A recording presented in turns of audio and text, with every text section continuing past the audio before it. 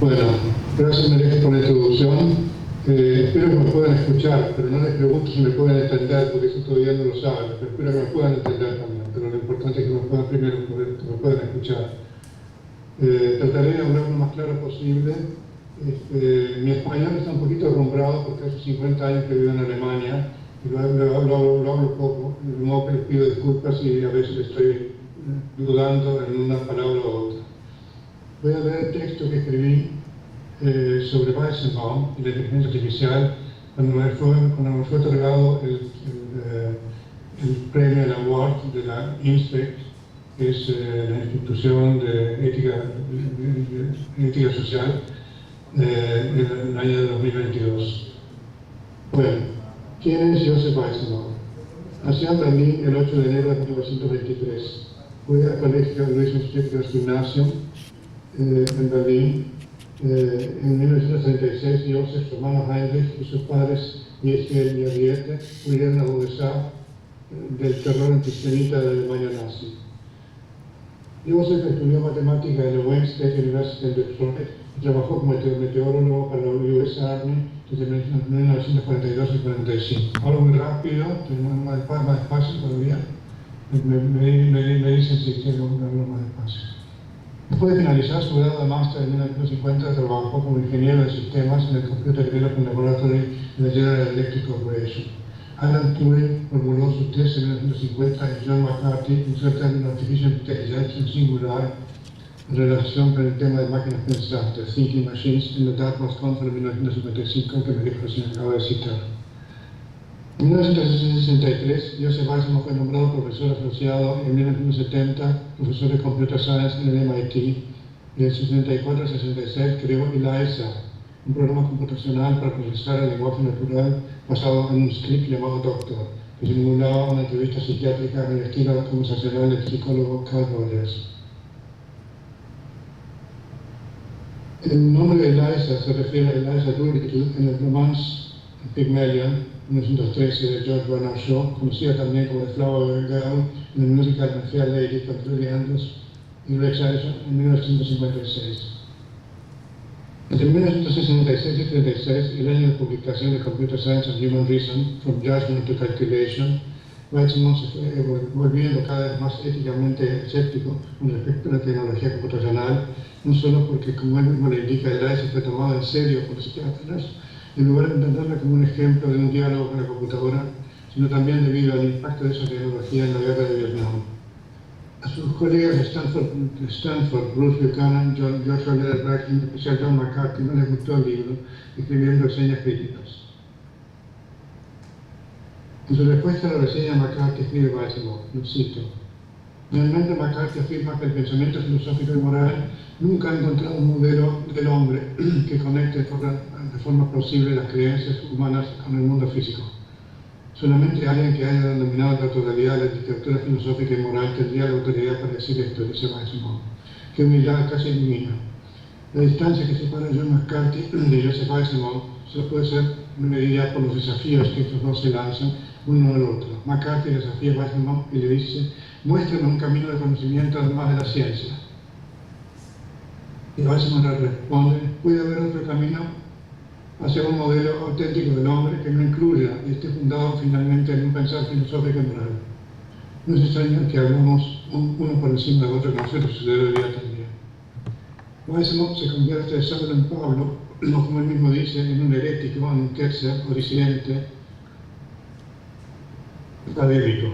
Este cambio tiene sus raíces en su historia personal en Alemania, en lo que él llama el judaísmo antisemita, Jewish antisemitism, es decir, la hostilidad de los judíos alemanes, los a menudo más pobres o muy tradicionales compañeros creyentes de Europa Oriental. Weizenbaum llevó esta experiencia a los Estados Unidos, confrontando con el racismo, se hizo un aliado de las personas de piel negra. ¿Quién es Joseph Weizenbaum? Mi respuesta es un parciastes en la era digital. Esta es la introducción a mi texto y ahora paso al primer capítulo, Ser un parciastes. Uso el término de parciastes en el sentido analizado por Michel Foucault en sus conferencias en la Universidad de California de Berkeley con el título Discurso y verdad de problematización de la parresía. ¿Quién es un parresiastes? El parresiastes, y en la tradición política griega es importante tomar nota de la diferencia de género. El parresiastes es aquel que dice una verdad que puede ser peligrosa para él. ¿Cómo puede estar seguro el otro de que el hablante dice la verdad? ¿Y cómo puede estar él o ella seguro de que el hablante cree ser la verdad, de lo que el hablante cree ser la verdad, de hecho lo sea? La primera pregunta fue importante en Grecia. Respondieron según Foucault, Plutarco y Galeno. La segunda es moderna. Pertenece a una cultura basada en la libertad de expresión, en el sentido de un derecho universal a comunicar, a diferencia del derecho individual. La parresía en la tradición occidental es característica del estilo directo, mientras que en el lejano oriente predomina la tradición del estilo indirecto. Y esta frase es muy interesante, profundizarla para el diálogo intercultural con las tradiciones orientales que se basan en un estilo indirecto, no en un estilo directo. El parresiastes es una tradición occidental, griega, de decir las cosas directamente. Comparative Power and Human Reason from Judgment to Publication to Calculation es un título parresiástico, es decir, provocativo en el sentido de invocar o desafiar lo que puede ser, y de hecho fue visto por los colegas de Stanford como una distorsión, una exageración, y al final paradójicamente como irracional. Ese es el dilema siempre del parresiástico, que dice algo muy directamente y es mal entendido como siendo irracional, cuando lo que está diciendo muy directamente es lo que él piensa que es la verdad, una verdad oculta. Hoy día, por supuesto, que hay mucho más parresiástico de lo que pensamos, si hay gente que tiene el valor, la valentía de decir la verdad públicamente. Eisenman cuestiona la forma de poder de la razón humana computacional en nombre de la razón humana como capacidad de juzgar y criticar sus ambiciones y obsesiones. Él manifiesta claramente su verdad parresiástica en nombre de una autocomprensión de los seres humanos menos poderosa, pero por eso no menos importante, que se preguntan a sí mismos sobre su humanidad.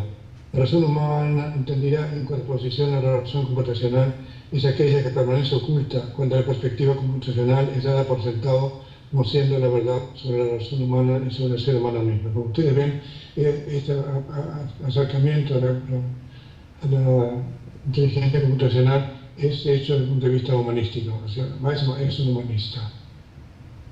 Él cambia de perspectiva pasando del lenguaje computacional, así como del lenguaje como algo que ha de ser dominado por la computación, a la pregunta ética sobre quién y no qué somos. Sobre quién y no qué somos. Esa es la diferencia ética importante en mi modo de ver. Cuando yo me pregunto qué soy, es una pregunta distinta, pero cuando me pregunto qué soy, quién soy. Ese cambio le permite ver la computación como reduccionista con todos los problemas que incluye cualquier tipo de reduccionismo si no es juzgado como tal. Esto ocurre cuando el juicio transformado a nivel de la computación no puede ser visto como tal. El juicio es en la tradición occidental, sobre todo alemana, sobre todo kantiana. El tema del juicio es esencial, digamos, para una visión crítica de lo que se está analizando. La identidad borra la diferencia, razón como computación se torna razón siendo computación. Ese es, creo, el quid pro quo que se da a menudo cuando se analiza la inteligencia artificial y se piensa que es la razón siendo igual a computación y no ve cómo, sino siendo computación. A esa misma cuestión el significado inherente tanto en esta como en cualquier otro tipo de identidad, expresando abiertamente la verdad sobre esta diferencia. Eso lo dice en forma parresiástica, muy abierta, muy directa, muy verdadera. En el último párrafo de su libro de la manera siguiente, lo cito: si un maestro o cualquier persona ha de ser un ejemplo de integridad para otros, un ejemplo de integridad para otros, de eso se trata en el fondo, tiene que hacerlo en primer lugar luchando por serlo. El concepto de integridad es un concepto clave, a mi modo de ver, para un análisis crítico de la inteligencia artificial. En el coraje de confrontar tanto el mundo interno como los mundos externos propios, es imposible lograr esa totalidad. La razón instrumental sola no puede lograrlo. En eso consiste precisamente la diferencia crucial entre el ser humano y la máquina. Al fin de ser una totalidad, el hombre tiene que ser para siempre un explorador de ambas realidades, el interior y el exterior. Su vida está llena de riesgos y tiene que tener el coraje de aceptar, porque, como en el caso de un explorador, así aprende a confiar en sus propias capacidades de soportar y de superar. ¿Qué significaría hablar de riesgo, coraje, confianza? resistencia y superación cuando uno habla sobre máquinas. Esa es la cita de Remarque. Claramente su intento de decir de una forma muy directa, muy parasiástica, transmitir su mensaje. Weizmann tomó conciencia de la diferencia entre la vida interna de la gente y un programa en una computadora, que es la diferencia ética fundamental entre quién y qué. La primera frase de su prefacio no es nada parasiástica. Este libro no es solo nominalmente sobre las computadoras. En un sentido importante, la computadora es usada aquí meramente como un vehículo para mover ciertas ideas que son mucho más importantes que las computadoras. Al final del capítulo 8 hacemos explícito este mensaje. Ha habido muchos debates sobre las computadoras y la mente, computers and mind. La conclusión que yo saco aquí es que los asuntos relevantes no son ni tecnológicos ni matemáticos, sino éticos. Ellos no pueden ser expresados por medio de preguntas que comienzan con puede, can. Los límites de aplicabilidad de las computadoras solo pueden ser formulados en términos de debería, odds. Lo que además es que, como la intuición más elemental, que si no tenemos ninguna manera de ser sabias, wise, en las computadoras, no deberíamos entregarles ahora tareas en las que se necesita sabiduría, wisdom. Esa tesis de cómo hacer sabias a las computadoras se está discutiendo hoy día mucho también, y hay mucha gente que la discute y después la cuestiona también. ¿Hasta qué punto el concepto de sabiduría, de Weisheit, Sofía en griego, es algo ajeno a la computación? Si fuéramos capaces de hacer máquinas no solo inteligentes, sino sabias, habrían mutado en otra especie, como imaginó Stanislaw Lem en la novela Golem 14, 1984. Enfrentadas con la estupidez del Pentágono, el complejo Ministerio Industrial Digital actual, tratando de instrumentalizar la supercomputadora Golem, un acrónimo para Government Elemental Expense of Money, Golem, Government Elemental Expense of Money, y Brave Any, se llega a un conflicto. El profesor Hyssen dice que la inteligencia más alta, the highest intelligence, no puede ser la esclava más humilde. En general, Walker intenta dañar al supermaster cuando éste declara que los problemas geopolíticos no son nada comparados con los ontológicos y que la mejor garantía de la paz es el desarrollo universal. O sea, como ustedes ven, es una constante tensión en el pensamiento de Weizmann entre un pensamiento computacional y un pensamiento filosófico. Esa es la esencia, digamos, de su visión y su crítica a lo que llamamos inteligencia artificial.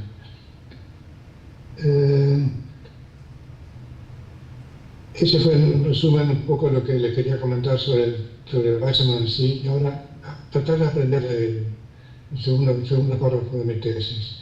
Siguiendo los caminos del pensar de Joseph Weizmann y Hubert Dreyfus, he sugerido que este tipo de cybermitología o cybergnosis tiene una raíz antropológica buscando llenar el vacío dejado por la metafísica de las inteligencias superiores o inteligencia separata en latín, haciendo intermediarios entre seres humanos y Dios.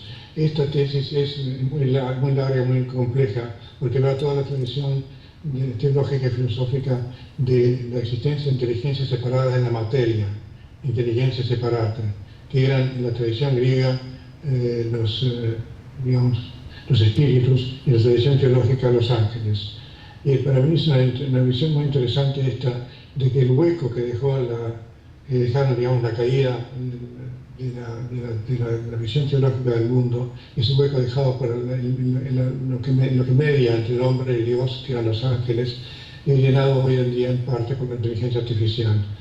Y lo interesante de eso también es que el uso del término inteligencia artificial en plural y no en singular. O sea, hay distintos tipos de inteligencias, distintos tipos de formas de inteligencia, y eso creo que sería interesante analizar analíticamente qué tipo de inteligencia artificial estamos construyendo. Siguiendo los caminos de pensar de Weizmann y de Dreyfus, he sugerido que este tipo de cybermitología tiene sus raíces en la concepción filosófica de la inteligencia separata. ¿Separadas de qué? De la materia y de la muerte, por cierto.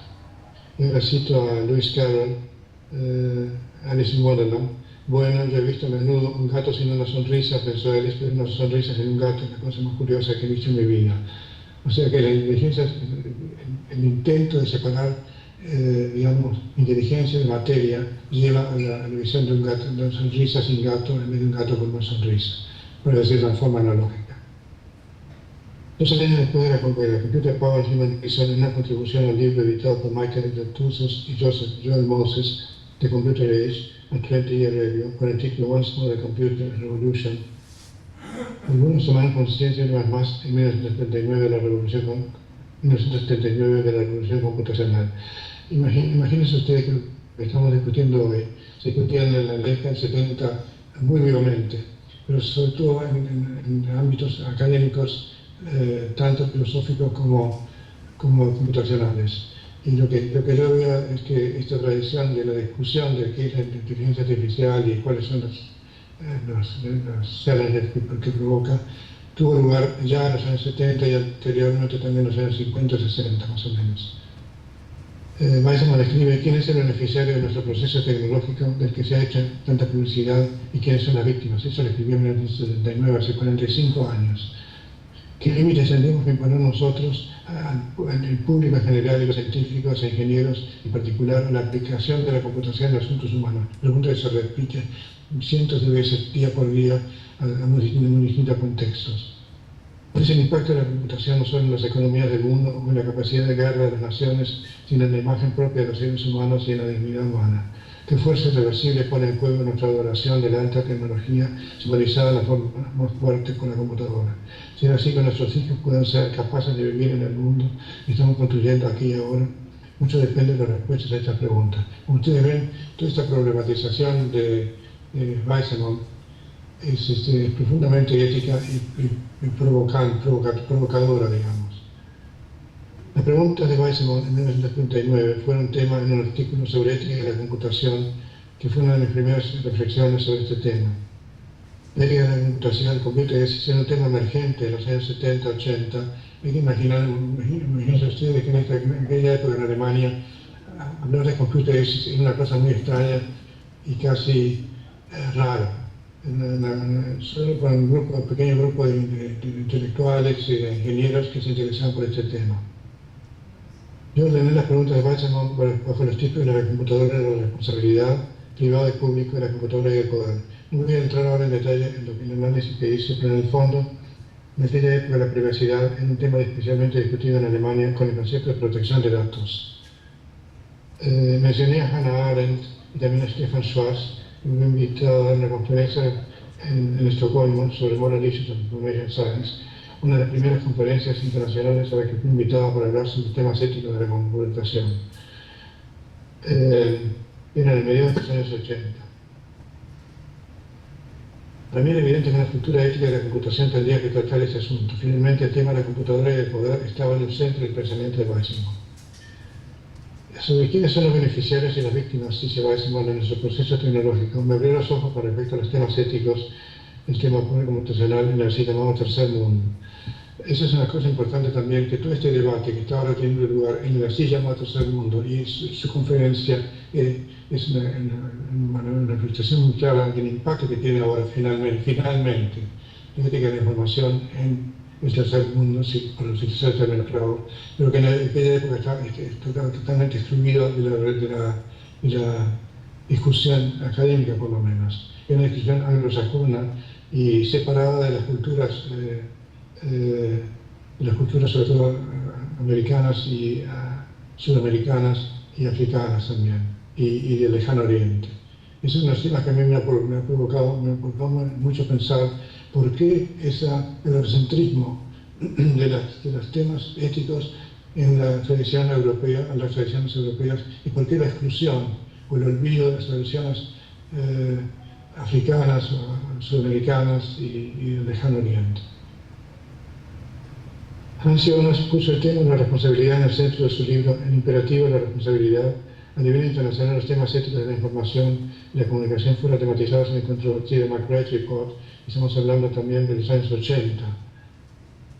En el 88 escribió un artículo sobre la responsabilidad de pensar en temas de la inteligencia artificial a los que aludía Weisman y que fueron tratados también.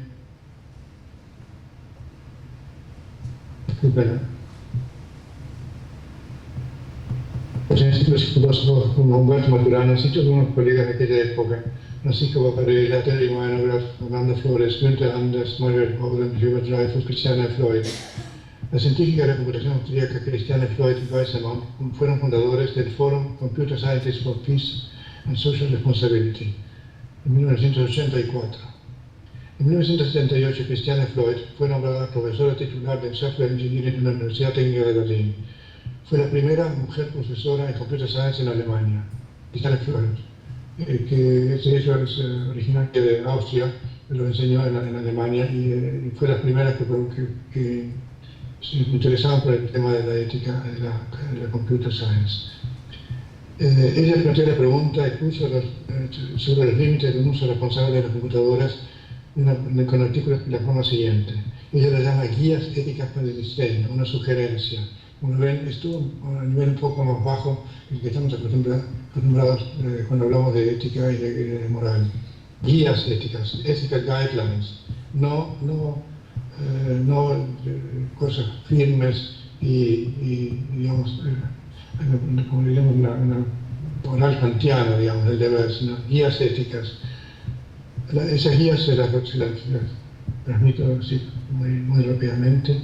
La primera guía es observa una medida humana, observe the human measure. La segunda, coloca a los seres humanos por encima de la tecnología.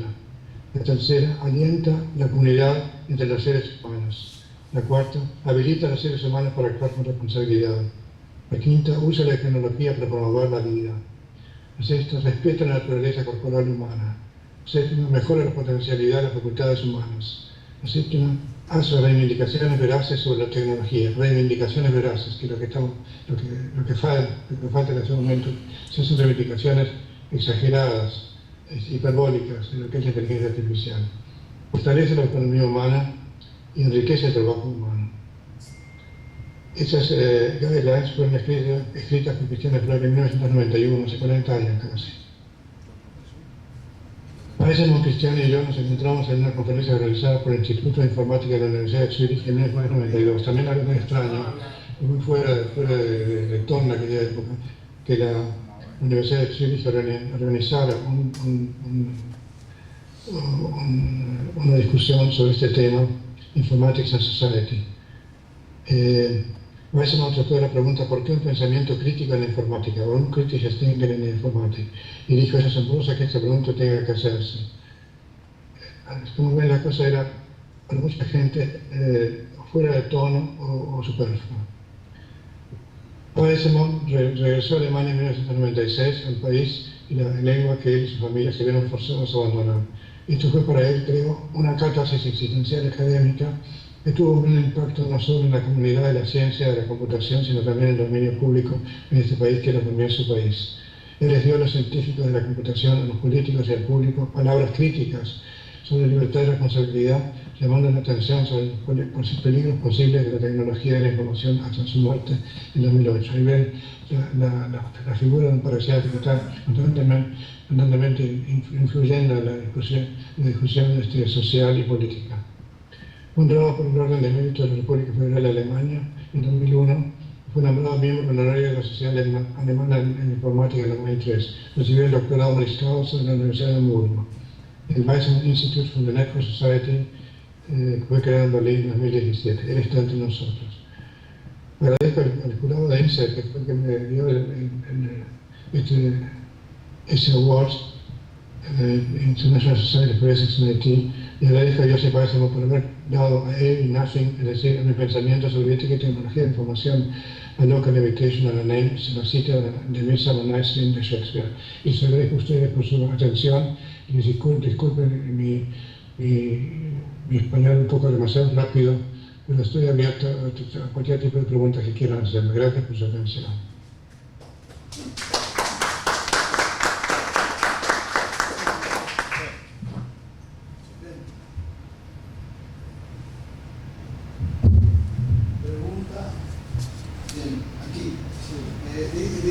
Nombre y de qué país, que porque es de un congreso iberoamericano. Sí. Mi nombre es Francisco Humberto Figalero Unir, soy profesor de la Universidad de La Habana y miembro de la Cátedra que coordina en la Universidad de La Habana, el doctor Jorge Jover. Yo quisiera una idea que usted expresó, la voy a traducir en una tesis y le pido la opinión. La idea es que las máquinas pueden ser muy inteligentes, pero nunca sabias. Las máquinas pueden ser todo lo inteligente que nosotros logremos que ellas sean, pero nunca podrán ser máquinas sabias. La sabiduría nunca podrán lograrla. Sobre eso, su opinión, por favor, y muchas gracias por su interesante presentación. Sí, es lo que dice Balsamo también, por hacerlo tendría que transformarse, tiene que ser máquinas socráticas, o sea que es un oxímoron, una máquina socrática es un oxímoron, porque Sócrates está constantemente poniendo en cuestión y haciendo preguntas, y eso es lo esencial, o sea que las máquinas dan respuestas, pero la capacidad de preguntar es una capacidad socrática de la tradición occidental y la base, digamos, del pensamiento ético. Como que estoy totalmente de acuerdo con usted, exactamente uno de los mensajes del pensamiento de Balsamo es el que usted acaba de decir. Es muy importante. Pero otro detalle también sobre eso es el tema de la artificialidad. ¿Qué es lo artificial? Cuando hablamos de inteligencia artificial, todo el mundo se pregunta qué es la inteligencia, pero el tema importante también es qué es lo que hace algo artificial que sea como artificial. Y hay un colega italiano, se llama Negrotti, de la Universidad de Urbino, que ha escrito libros muy buenos sobre The Nature of the Artificial. Lo importante de lo que él dice es que para que hablemos de algo sobre artificial tiene que haber una diferencia entre lo natural y lo artificial. Cuando hablamos de una planta artificial, estamos diciendo que esa planta tiene algo especial que no tiene la planta natural, que todo está orientado hacia crear una planta artificial que tenga algo especial que no sea de la planta natural. O sea, la diferencia es importante. Y cuando hablamos de inteligencia artificial, justamente es lo mismo. ¿Qué es lo que hace la diferencia entre la inteligencia natural y la inteligencia artificial? No qué es lo que nos asemeja, sino qué es lo que nos diferencia. Eso creo que es importante también para discutir este tipo de asuntos. Y usted ha dado recién una indicación sobre algo que nos diferencia. Justamente de eso se trata, me parece a mí. Sí, yo soy Javier Echeverría, acabamos de saludarnos, vengo de la Universidad del País Vasco, aunque ya estoy jubilado. Mi pregunta es sobre las inteligencias. Estoy muy de acuerdo en que hay varias inteligencias artificiales, por eso precisamente este congreso se ha puesto en plural, y mi sería sobre las generativas, las actuales, las más recientes. Dos cosas. Una, tienen un enorme coste energético, ¿no? Para los centros de datos, y segunda, las actuales, por lo menos en Occidente, requieren una inversión económica gigantesca para desarrollarlas. ¿Cree usted que ese despilfarro tanto de dinero como de energía merece la pena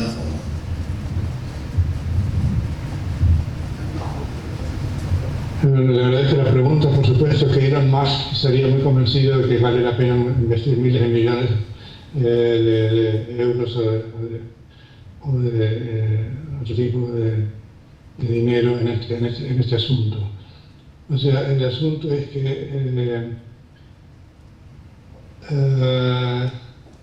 ¿qué es lo que estamos intentando hacer? ¿Quién está intentando hacer en la creación de inteligencias artificiales? El uso del plural es muy interesante porque al comienzo yo descubrí la palabra esa en plural en 1918, disculpe, en el 2018, no hace mucho tiempo. Y una colega americana le pregunté, ¿ha sido usted el primero que utiliza el plural? Y me dice, no, pero no sabe quién lo comenzó utilizando. ¿Por qué insisto en el plural? Porque nos ayuda a manejar con plata chica, como yo le llamo yo, y no con plata grande. La inteligencia artificial es un monstruo, un concepto monstruoso que es a menudo vacío. Si hablamos de inteligencias artificiales es más concreta, distintos tipos, distintas diferencias, y habría que analizar qué tipo de inteligencia artificial estamos creando, para qué y para quién, con qué usos. Por eso insisto siempre en utilizar el plural y dejar un poquito de lado la tradición del singular, que es la tradición clásica de la Dartmouth Conference, que tiene también su sentido también, ¿no? ¿Por qué estamos hablando de Natural Intelligence, Human Intelligence y no Artificial Intelligence? O sea, tiene su sentido, pero me parece a mí que para la práctica, la tecnología misma, la práctica tecnológica, lo que estamos haciendo es diferenciar los tipos de inteligencia artificial en los contextos. Yo creo que eso es importante también ver en qué contexto estamos utilizando la inteligencia para qué. El análisis contextual es básico al modo de ver para el análisis ético. Hay una colega que se llama Helen Nissenbaum, ha escrito un libro muy bueno que se lo recomiendo, que se llama Privacy in Context. O sea, lo interesante de los análisis éticos no es tanto la universalidad, que también siempre se dice, lo universal, lo total, sino el contextualizar los temas y los problemas en distintos tipos de lugares, y de épocas y de culturas, porque eso nos va a permitir analizar distintos tipos o sea, concretizar los valores éticos en el contexto. Eso va un poquito en contra de la tradición clásica occidental, que analiza los valores en su universalidad, ¿no? Como lo hacía en el caso de Kant, por ejemplo. Pero a mí me parece también que hay que investigar los valores en los contextos y hacer de qué estamos hablando con una inteligencia artificial especial, en qué contexto, en el contexto médico, en el contexto jurídico, en el contexto de la familia, en el contexto de la educación, en el contexto de la industria, ver ahí qué tipo de inteligencia artificial para ese contexto estamos viendo y qué tipo de integridad, de valores éticos estamos consiguiendo o no en ese contexto. No sé si eso le aclara un poco la respuesta que están intentando decir a sus pensamientos.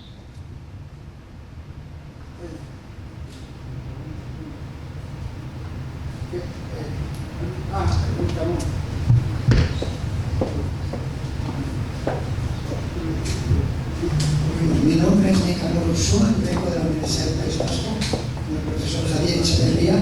Quería hacerle una pregunta. ¿Cómo podríamos relacionar las máquinas con la duda cartesiana? No entendí la pregunta. Es decir, ¿podrían las máquinas, al igual que Descartes, duda, introducir también esa duda?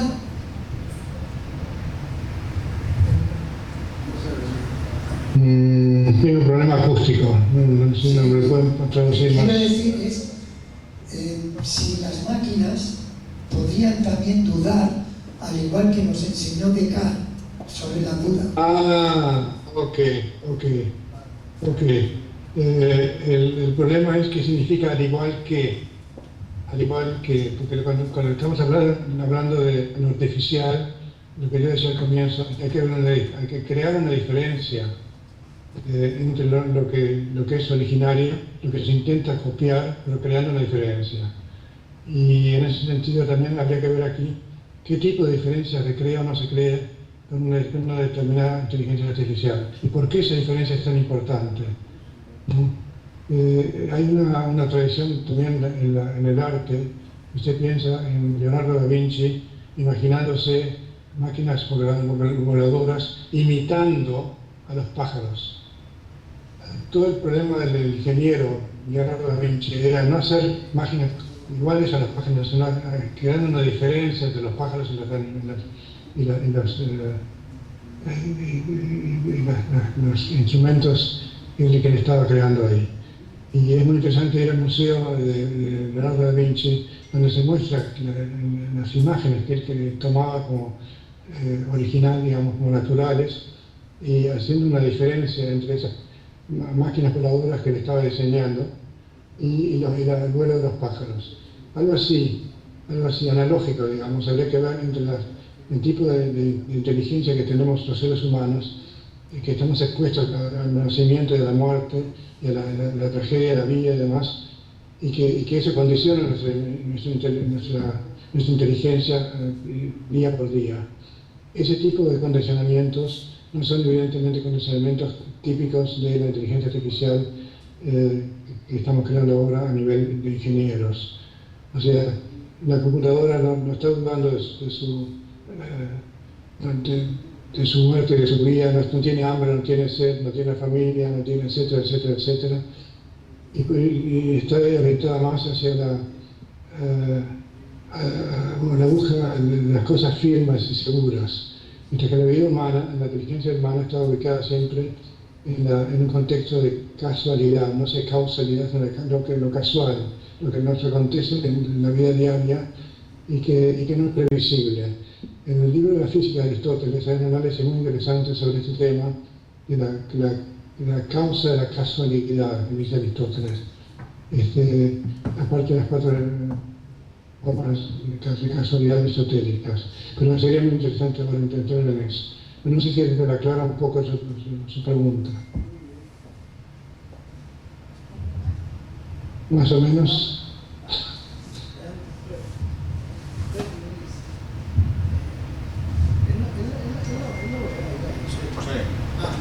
Mire, usted se recuerda que el otro año, ¿verdad?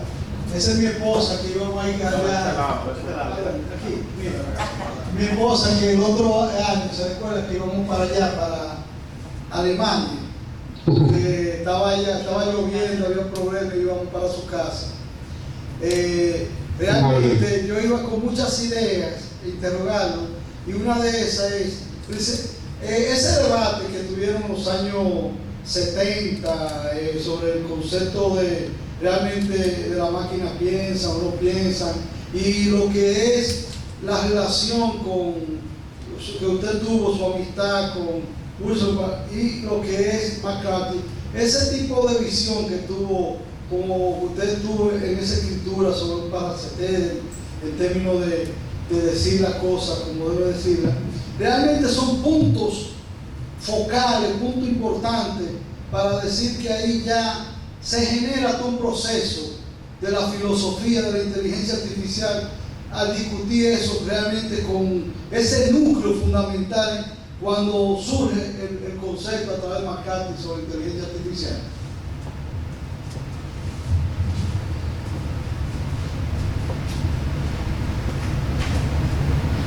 Sí, bueno, le agradezco que me haya hecho esas preguntas y que haya discutido. Lástima que no pudimos discutir sobre eso en Alemania, pero lo estamos discutiendo ahora aquí también. Y a mí me llama mucho la atención ahora un auge de los temas éticos desde hace varios años ya en este contexto de la inteligencia artificial, o de las inteligencias artificiales, cada vez más preocupantes en la política y en la industria, de modo que hay una cierta conciencia de la responsabilidad de los que crean inteligencias artificiales para las consecuencias que pueden tener en la vida diaria de la gente. Yo creo que eso es algo que nos tiene que preocupar mucho a nosotros, filósofos y intelectuales que están tratando ese tema.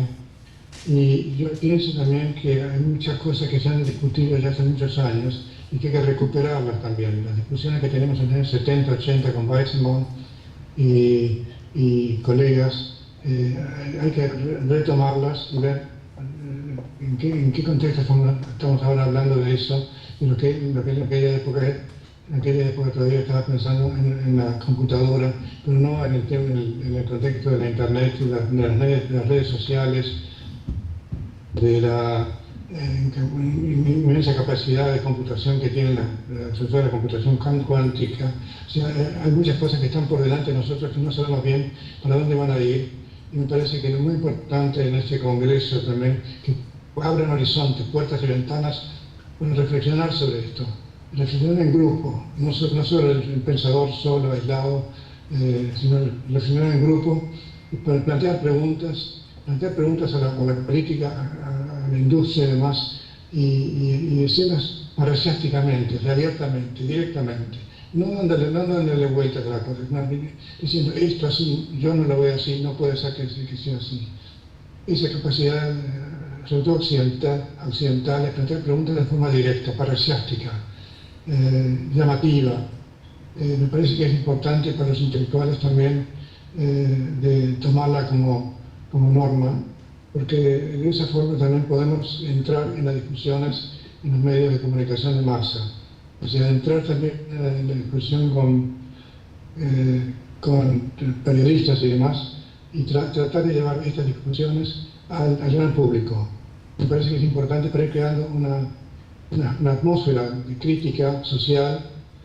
No tiene por qué ser socialista, pero puede ser también socialista, pero por lo pronto es social, en la educación, en las escuelas, en las universidades y demás, que vaya creando un ámbito, una atmósfera que dé por sentado que esas son preguntas muy fundamentales para la política, para un país como por ejemplo ahora la República Dominicana. Me parece fantástico que yo lo compara con Uruguay, disculpe que la comparación, son dos países chicos. Uruguay también es un país pequeño, relacionado con Brasil o con Argentina, pero que ha tenido también su forma, su impacto en las tradiciones sudamericanas, y creo que la conferencia que ustedes van a realizar es muy importante también que un país como República Dominicana tenga la valentía de organizar este tipo de conferencias con impacto global, y que inviten a mucha gente. Yo, leyendo la cantidad de gente que ha hablado, que han hablado,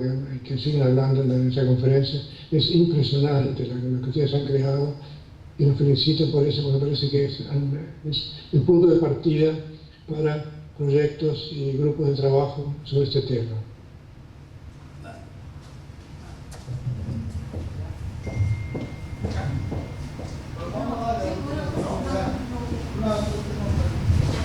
No, igual, una misma tesis a partir de lo que usted ha dicho, ¿no? En el sentido de que los seres humanos seremos capaces de ir sustituyendo la potencia, la capacidad resolutiva de unas máquinas por otra, pero nunca serán capaces las máquinas de sustituir la espiritualidad humana, el amor entre los seres humanos, porque son simplemente máquinas. Y eso.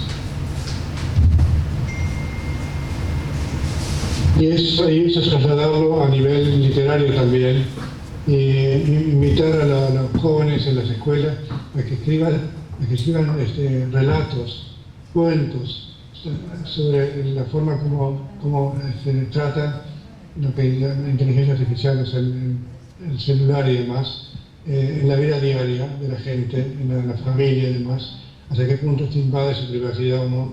Yo creo que este tipo de pensamiento filosófico concreto, ético concreto, es lo que nos hace más una falta en este momento, sobre todo en Latinoamérica, donde las culturas son muy diferentes y el uso de este tipo de gadgets también es muy diferente. Porque sería interesantísimo promover a nivel literario y artístico este tipo de análisis crítico y ético y social, que puede ser uno de los puntos de partida a través de esta conferencia. Me parece que sería buenísimo si pudieran hacerlo eso. Bien, entonces vamos a despedir a Capurro. Quiero decirle que con el encuentro que yo tuve, los diálogos filosóficos, y a través de Javier, se vería que tratamos el problema de las inteligencias. Entonces, ese congreso, como le decía Javier, Echeverría, es que lleva este título sobre la inteligencia artificial, porque en un mundo constantemente de incertidumbre hay que ir abriéndose, y la practicidad del cerebro. Queremos despedirlo a usted con un fuerte aplauso aquí. Y si tiene alguna palabra final para ya concluir. Gracias a ustedes, a todos por la invitación. Ha sido un honor para mí participar en este congreso. Gracias, Marijo, por tu invitación.